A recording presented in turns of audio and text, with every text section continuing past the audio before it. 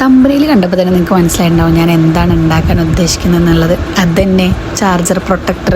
പിൻട്രസ്റ്റിലൊക്കെ ഞാൻ ഇതിൻ്റെ ക്രോഷേ മോഡലാണ് കണ്ടിട്ടുള്ളത്. ആദ്യമായിട്ടാണ് ഒരു പൈപ്പ് ക്ലീനർ വെച്ചിട്ട് ഞാൻ ഉണ്ടാക്കാമെന്ന് വിചാരിച്ചു. പക്ഷേ യൂട്യൂബിൽ നോക്കിയപ്പോൾ പൈപ്പ് ക്ലീനർ വെച്ചിട്ടുണ്ട്. പക്ഷെ ഞാൻ ഉണ്ടാക്കിയ പോലെ വേറെ ആരും ഉണ്ടാക്കിയിട്ടില്ല എന്നുള്ളത് എനിക്ക് ഉറപ്പാണ്. പണ്ടെങ്ങാണ്ടും ക്രാഫ്റ്റ് ചെയ്യാൻ വേണ്ടിയിട്ട് എടുത്ത് വെച്ച പൈപ്പ് ക്ലീനർ ബാക്കിയുണ്ടായിരുന്നു. അതൊക്കെ വെച്ചിട്ട് ഞാൻ അഡ്ജസ്റ്റ് ചെയ്തു. ലാസ്റ്റ് എനിക്ക് തികയാണ്ട് വരുമോ എന്ന് വരെ ഞാൻ ചിന്തിച്ചു. പക്ഷേ സംഭവം ബാക്കി വരികയാണ് കേട്ടോ ചെയ്തത്. ഷോപ്പിലും അതേപോലെ തന്നെ ഓൺലൈനിലൊക്കെ ഞാൻ കുറേ തപ്പിത്തറിഞ്ഞ സാധനമാണ് ചാർജർ പ്രൊട്ടക്ടർ.